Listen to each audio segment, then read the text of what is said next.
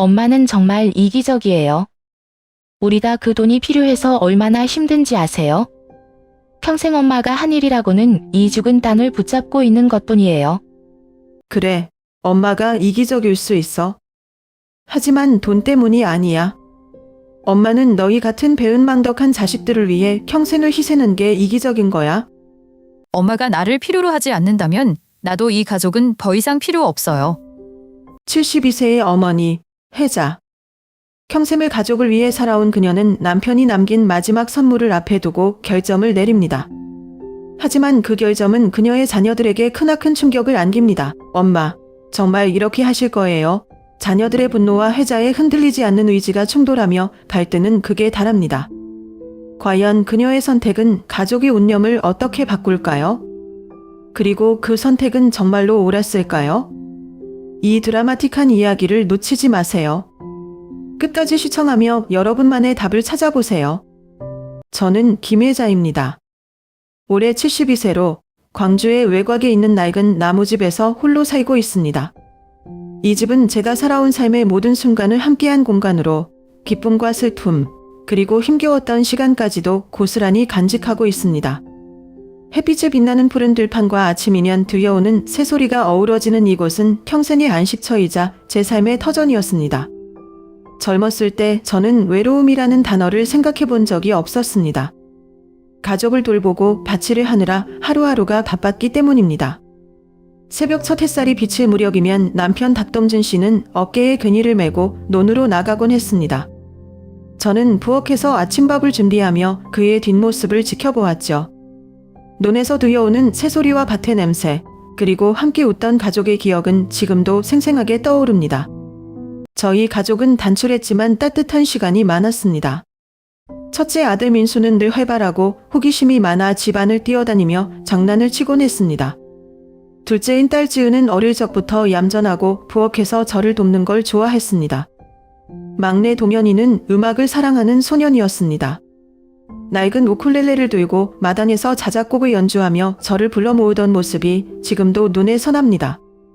그 시절 저는 가족이 삶의 전부라고 믿었습니다. 우리가 함께라면 어떤 어려움도 극복할 수 있다고 생각했죠.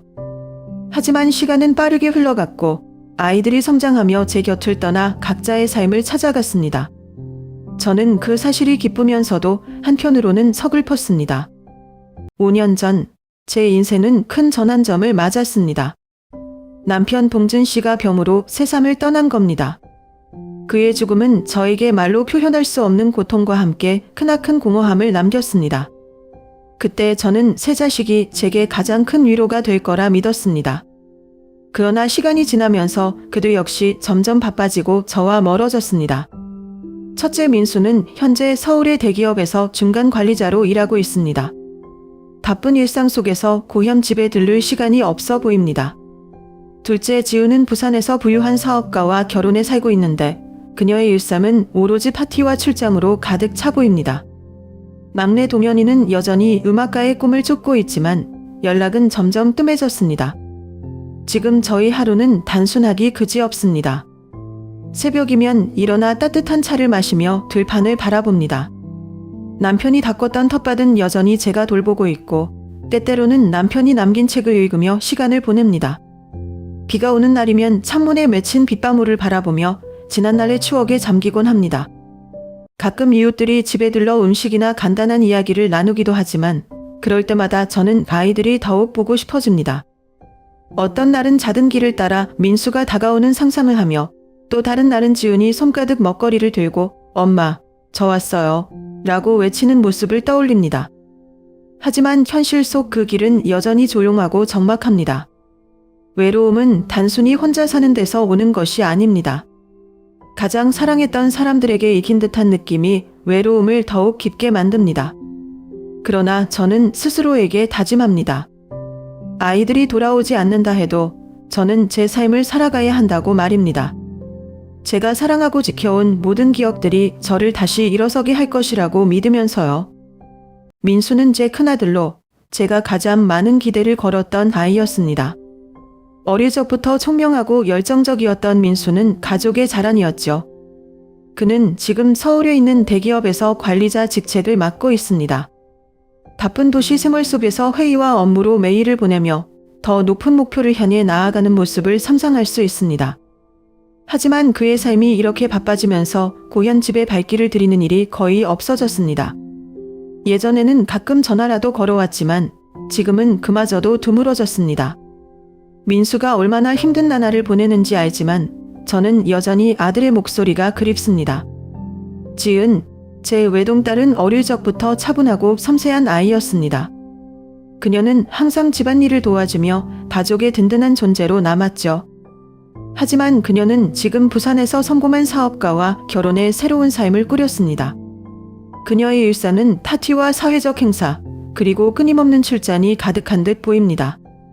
가끔 사진 속에서 그녀의 환한 웃음을 보지만 그 웃음이 저를 찾아올 날은 점점 더 희미해지는 것 같습니다. 지은의 삶이 화려해진 만큼 저와의 거리는 더 멀어졌음을 느낍니다.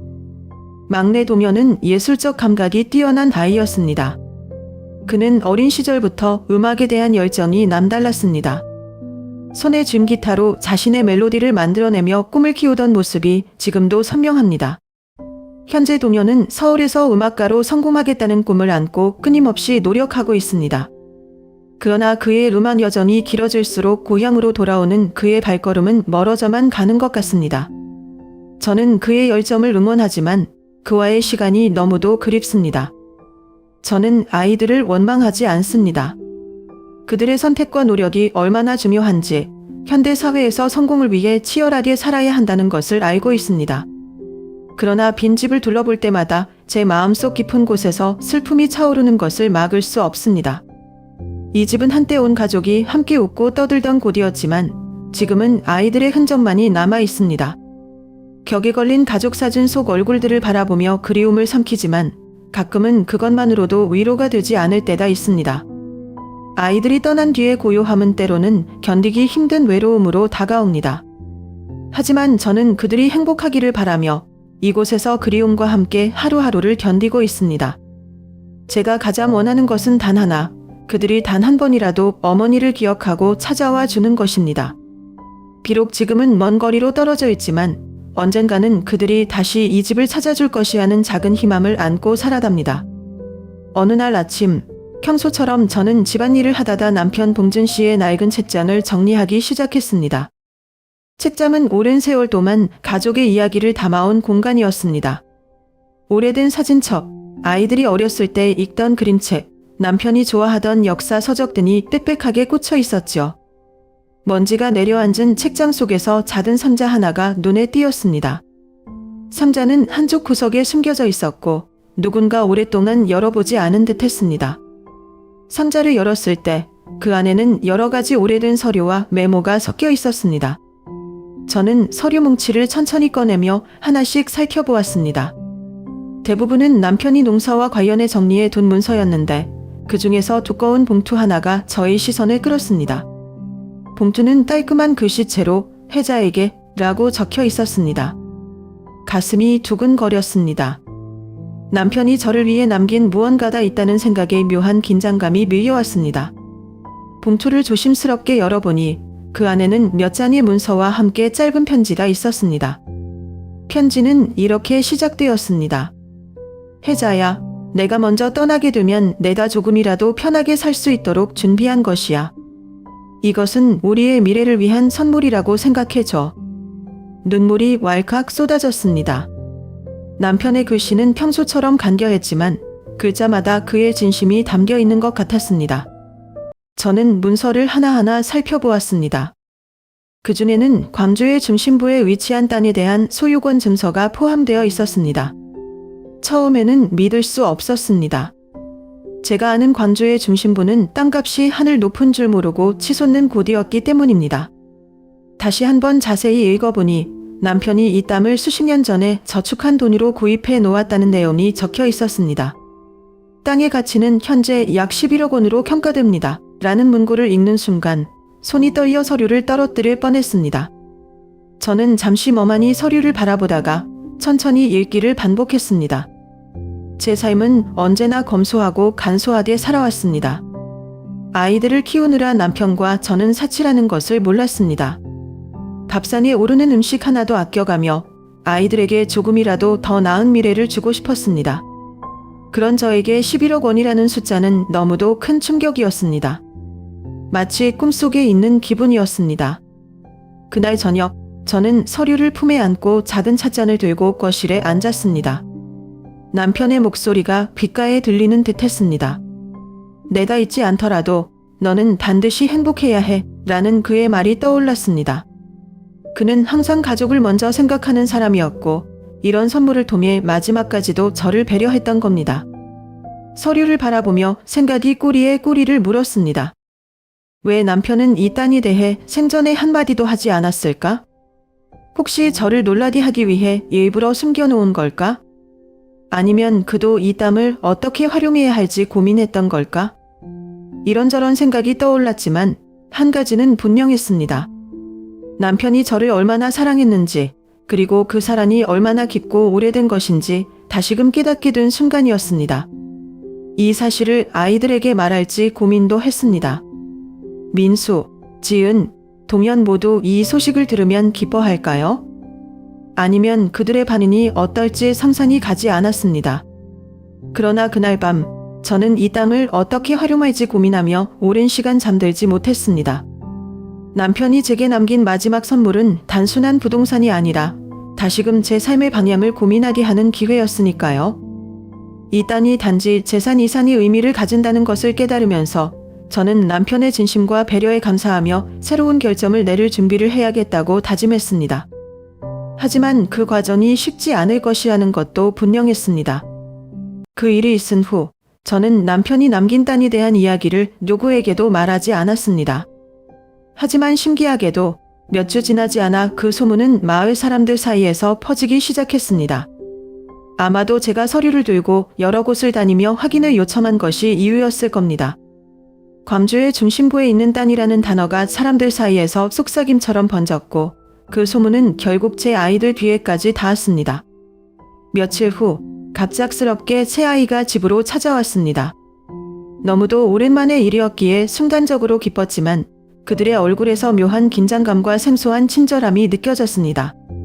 엄마, 건강은 괜찮으세요? 집은 춥지 않으세요? 민수가 물었습니다. 그는 제 손에 작은 선물 상자를 건넸습니다. 상자를 열어보니 고급스러운 와인 한 병이 들어있었습니다. 민수가 와인을 사온 건 처음 있는 일이었기에 저는 조금 놀랐습니다. 어머니, 요즘 많이 추워졌죠?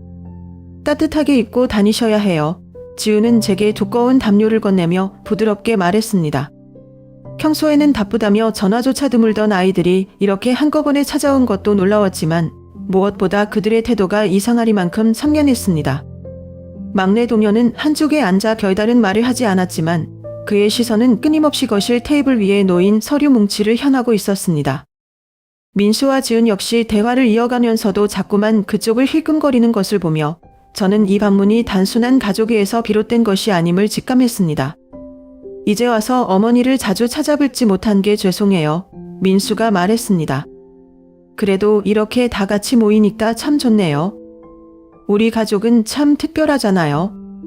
그의 목소리에는 어딘가 부자연스러운 경쾌함이 담겨 있었습니다. 아이들의 행동은 저를 혼란스럽게 했습니다. 분명히 그들은 뭔가를 염두에 두고 있었지만 직접적으로 말하지 않고 있었습니다. 그러다 민수가 마침내 테이블 위의 서류를 가리키며 물었습니다. 어머니, 이게 뭔가요? 얼마 전에 마을에서 들었는데 어머니께서 광주에 있는 땅을 소유하고 계시다고 하던데요. 저는 가만히 서류를 바라보며 잠시 망설였습니다. 그들의 관심이 어디에서 비롯된 것인지 이미 알고 있었지만 제 마음속에서는 복잡한 감정이 얽히고 설켜 있었습니다. 그래, 너희 아버지가 남기고 간 땅이야. 제가 차분히 대답하자 지은이 놀란 얼굴로 고개를 들었습니다. 그런데 어머니, 왜 이제야 그 사실을 말씀하셨어요? 그 땅, 엄청난 가치가 있는 거 아닌가요? 그녀의 목소리에는 걱정과 호기심이 섞여 있었습니다. 아버지가 생전에 이 땅을 준비해 두셨던 것 같구나. 난 이걸 보고 나서야 알았어. 제가 말하자 동현이 조용히 한숨을 내쉬었습니다. 그 순간 아이들의 진짜 속마음이 궁금해졌습니다. 이 땅을 바라보는 그들의 시선에는 단순히 부모님을 걱정하는 마음이 산이 담겨 있는 듯 했습니다. 민수는 다시 입을 열며 조심스러운 어조로 말했습니다. 어머니, 이 땅은 어떻게 하실 생각이세요? 그냥 두기에는 너무 큰 자산 아닐까요? 지은 역시 동조하며 말했습니다. 맞아요. 어머니, 저희가 조금 도와드릴 수도 있어요. 이걸 잘 활용하면 어머니도 더 편안하게 지내실 수 있을 거예요. 그들의 말은 친절했지만 저는 그 속에서 숨겨진 의도를 읽어낼 수 있었습니다. 그 순간 이 가족의 재회가 순수하지 않다는 사실이 명확해졌습니다. 아이들의 관심은 분명히 땅과 그 가치를 중심으로 움직이고 있었습니다. 저는 깊은 숨을 들이쉬며 그들을 바라보았습니다. 한때 저를 필요로 하던 아이들이 이제는 제가 가진 것을 필요로 하게 된 현실이 마음 한구석을 아프게 했습니다. 하지만 저는 아직 결정을 내리지 않았습니다. 그 땀은 단순한 재산이 아니었습니다. 그것은 남편이 제게 남긴 마지막 선물이었고 저는 그것을 어떻게 사용해야 할지 신중히 고민하고 싶었습니다. 민수가 먼저 입을 열었습니다. 그의 목소리는 자신감으로 가득 차 있었고 어조는 마치 이미 정답을 알고 있다는 듯 했습니다. 어머니, 이 땀을 팔면 우리 가족 모두에게 큰 도움이 될 거예요. 어머니도 더 이상 고생하지 않으셔도 되고요. 우리 형제들도 어머니를 도와드릴 수 있게 되고요. 지우는 민수보다 더 부드러운 태도로 접근했습니다. 그녀는 작은 미소를 지으며 제 손을 살짝 잡았습니다. 엄마, 요즘 저희 남편 일이 많이 힘들어요. 투자금이 좀 필요하다고 하더라고요. 엄마가 조금만 도와주시면 그 돈으로 사업이 안정될 수 있어요. 그러면 저희도 엄마를 더 잘 돌볼 수 있죠. 동현은 조금 망설이는 듯 했지만 이내 그의 목소리에도 나름의 확신이 담겨 있었습니다. 엄마, 솔직히 말씀드릴게요. 엄마는 큰 집이 필요 없잖아요. 작은 아파트 하나면 충분히 편하게 사실 수 있어요. 나머지 돈은 우리가 각자 잘 활용할 수 있도록 나눠주시면 좋겠어요. 엄마도 그렇게 하면 더 마음이 편하시잖아요. 아이들의 말을 조용히 듣는 동안 제 마음은 말로 표현할 수 없는 복잡한 감정으로 뒤섞였습니다. 한편으로는 그들의 말이 일리가 있다고 생각했습니다. 땅을 팔아서 모두가 더 나은 삶을 살게 된다면 그것이 나쁜 일은 아닐 겁니다. 그러나 그들이 정말로 저를 생각해서 이런 말을 하는 건지 아니면 각자의 이익을 위해서만 움직이고 있는 건지 의구심이 들었습니다. 너희들 말은 고맙구나. 제가 천천히 말을 꺼내자 민수가 환한 미소를 지으며 끼어들었습니다. 어머니, 그러면 이걸로 결정하시는 거죠? 제가 믿을 만한 부동산 전문가를 소개할게요. 그 사람에게 의뢰하면 최고가로 팔 수 있을 거예요. 그러나 저는 고개를 저었습니다.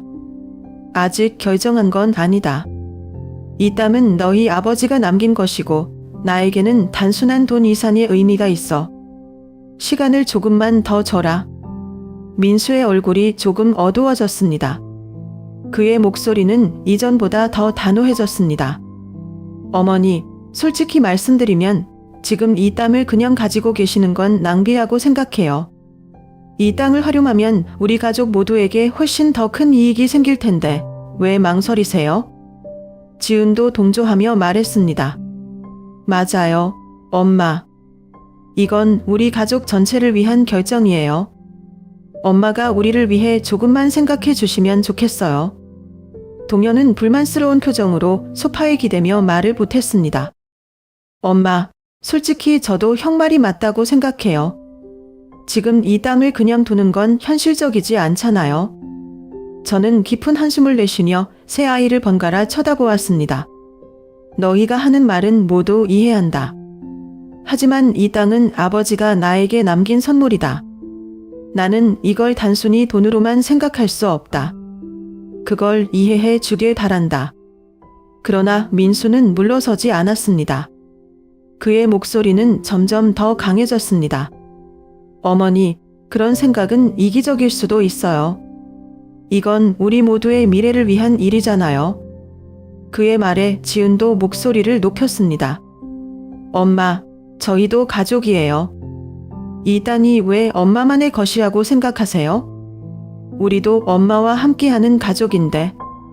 동현도 한쪽에서 불만스럽게 중얼거렸습니다. 솔직히 엄마가 우리 말을 전혀 들으려고 하지 않는 것 같아요.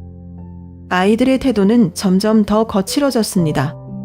그들의 목소리에는 불만과 실망이 섞여 있었고 저는 점점 더 깊은 고뇌에 빠졌습니다.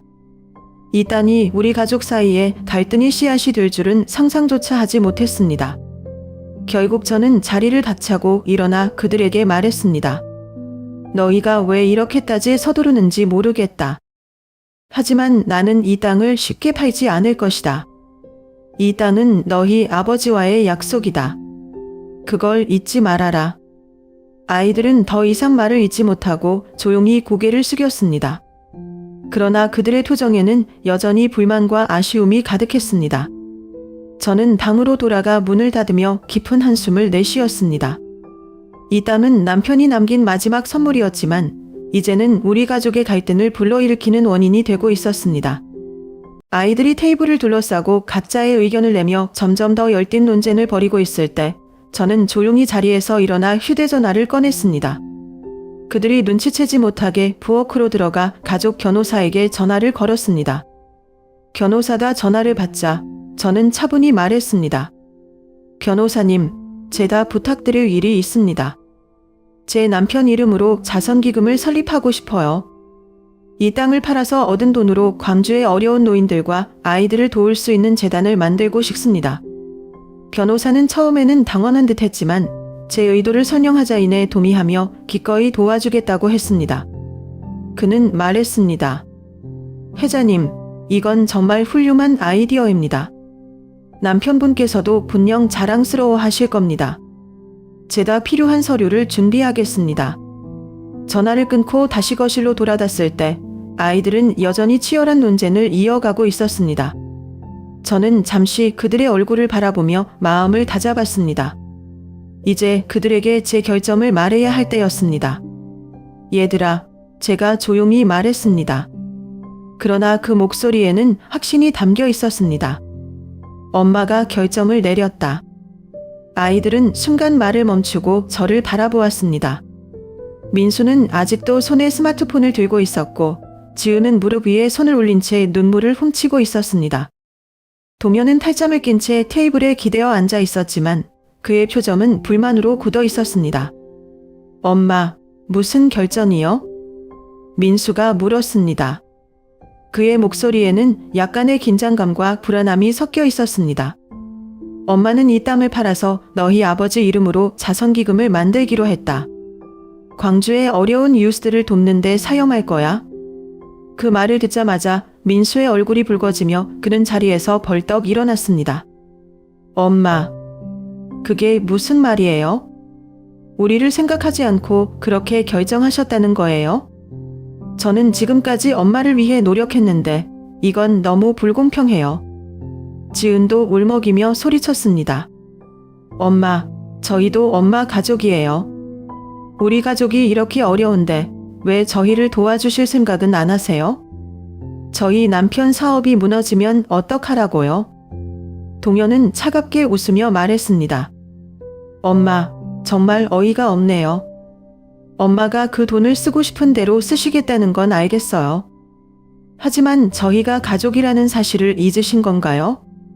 엄마가 이렇게 이기적일 줄은 몰랐어요. 그들의 반응은 예상했지만 직접 듣는 것은 생각보다 훨씬 더 고통스러웠습니다. 하지만 저는 흔들리지 않기로 했습니다. 아이들의 감정적인 반응에 휘둘려 제 결점을 번복할 수는 없었습니다. 얘들아, 제가 차분히 말했습니다. 엄마는 너희를 위해 평생을 바쳤어. 너희를 키우기 위해 밤낮 없이 일했고 한 번도 너희에게 부족함을 느끼게 하고 싶지 않았어. 하지만 이제 엄마도 내 삶을 찾아야 한다고 생각해. 아버지께서 이 땅을 남긴 이유는 우리 가족뿐만 아니라 더 많은 사람들을 돕기 위해서였을 거야. 민수는 고개를 저으며 소리쳤습니다. 그게 말이 된다고 생각하세요? 엄마는 현실을 모르시는 거예요. 우리가 얼마나 힘들게 살고 있는지 아세요? 지우는 눈물을 흘리며 말했습니다. 엄마, 제발 다시 생각해 보세요. 이건 가족을 위한 결정이어야 해요. 엄마가 이렇게 하시면 저희는 어떻게 하란 말이에요? 동현은 주먹으로 테이블을 강하게 치며 말했습니다. 엄마가 정말 가족을 사랑하신다면 이런 선택은 하지 않으셨을 거예요. 엄마가 정말 우리를 사랑하신다면 다시 한번 생각해 주세요. 하지만 저는 그들의 말을 들으면서도 고개를 저었습니다. 엄마는 너희를 사랑해. 하지만 이번에는 엄마의 선택을 존중해 줘야 해. 이건 단순히 돈의 문제가 아니야. 엄마는 이 돈을 더 큰 뜻을 위해 사용하고 싶어. 그리고 엄마가 이 결정을 내리는 데는 아버지의 뜻도 있다고 믿어. 아이들은 더 이상 말이 없었습니다. 거실에는 무거운 침묵이 흘렀고 저는 그 침묵 속에서 아이들의 실망과 분노를 느낄 수 있었습니다. 하지만 그 순간에도 제 마음은 흔들리지 않았습니다. 남편의 마지막 선물을 통해 저는 단순히 가족을 넘어 더 많은 사람들에게 의미 있는 일을 하고 싶었습니다. 이 선택이 결국 아이들에게도 깨달음을 줄 수 있기를 바랄 뿐이었습니다. 하지만 그날 밤 저는 오랜 시간 동안 잠들지 못하고 깊은 생각에 잠겼습니다. 1년이 지나고 제 삶은 완전히 다른 모습이 되었습니다. 남편의 이름을 딴 회자의 빚, 자선기금이 설립된 지 한 달 만에 첫 번째 프로젝트가 시작되었습니다. 그 땅을 팔아서 얻은 자금을 기반으로 광주의 외곽에 작은 공동체 센터를 세웠습니다. 이곳은 단순한 건물이 아니었습니다. 그것은 어려운 이웃들에게 희망과 따뜻함을 전하는 공간이었습니다. 센터에서는 매일 노인과 아이들에게 무료 식사를 제공했습니다. 자원봉사자들과 함께 따뜻한 국과 밥을 준비하며 손수 만든 음식을 나누는 일은 제게 새로운 활력을 주었습니다. 또한 센터에는 작은 진료소도 마련되어 있어 지역 의사들이 정기적으로 방문하여 건강검진을 무료로 진행했습니다. 제가 직접 식사를 나눠주거나 방문객들의 이야기를 들으며 사람들의 미소를 보는 순간이 하루 중 가장 행복한 시간이 되었습니다. 하루는 비가 억수같이 쏟아지던 날이었습니다. 그날 한 할머니가 센터 문을 두드렸습니다. 그녀는 젖은 우비를 벗으며 감사의 인사를 전했습니다. 회장님, 덕분에 오늘도 따뜻한 밥을 먹을 수 있네요. 이 센터가 없었다면 저는 어쩔 뻔했을까요? 그 할머니의 말을 듣고 저는 가슴 깊이 뭉클함을 느꼈습니다. 제가 선택한 길이 옳았다는 확신이 다시 한번 들었습니다. 센터에서의 삶은 단순히 도움을 주는 것을 넘어 제게도 많은 것을 가르쳐 주었습니다. 매일 다양한 사연을 가진 사람들을 만나면서 저는 세상의 넓이와 깊이를 더 많이 이해하게 되었습니다. 어떤 이는 젊었을 때 자신의 가족을 위해 헌신했지만 지금은 홀로 남아 외롭게 사는 사람도 있었습니다. 또 어떤 이는 젊은 시절의 실수로 삶이 꼬였지만 다시 일어서기 위해 노력하는 사람이었습니다. 그들의 이야기는 저를 울게도 하고 웃게도 했습니다.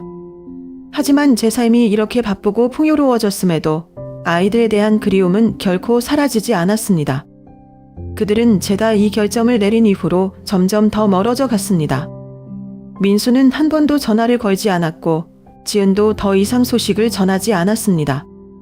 동현은 제 이름을 저장한 채 마지막 메시지도 읽지 않았습니다. 가끔 센터에 한적한 단이 앉아 있을 때면 저는 이들이 다시 돌아와 저를 이해해 주기를 바라는 마음으로 창밖을 바라보곤 했습니다. 1년이 흐른 어느 날 저는 아이들에게 편지를 쓰기로 마음먹었습니다. 저는 그동안의 활동과 센터의 의미를 전하며 제 선택이 그들에게 상처를 주었다면 미안하다고 썼습니다. 그리고 저는 이렇게 마무리했습니다. 얘들아, 엄마는 너희를 여전히 사랑해. 하지만 엄마는 이 길이 옳다고 믿어. 너희도 언젠가 엄마의 마음을 이해해 주길 바란다. 그리고 언제든 돌아오고 싶다면 엄마는 항상 여기 있을게. 편지를 보낸 지 몇 주가 지났지만 여전히 답장은 오지 않았습니다. 그러나 저는 그들에게 시간을 주기로 했습니다. 기다리는 일이 쉽지는 않았지만 센터에서의 일상이 그 시간을 견딜 수 있게 해주었습니다. 그해 겨울, 센터에서는 지역 주민들을 위한 작은 축제를 열었습니다. 아이들과 노인들이 함께 어울려 웃고 떠들며 노래를 부르는 모습은 마치 제가 꿈꾸던 이상적인 세상이었습니다. 눈이 소고기 쌓인 센터 마당에서 저는 문득 하늘을 올려다보았습니다. 당신이 있었다면 얼마나 좋았을까? 저는 속삭였습니다. 남편이 이 모든 것을 보고 있었다면 자랑스러워했을 겁니다. 저는 여전히 제 선택이 옳았다고 믿습니다. 하지만 제 마음 한구석에는 여전히 아이들이 다시 돌아와 저를 이해해주길 바라는 바람이 자리 잡고 있습니다. 언젠가는 그날이 올 거라 믿으며 저는 오늘도 사람들에게 사랑을 나누고 있습니다. 그것이 제가 진정으로 행복해지는 길이기 때문입니다.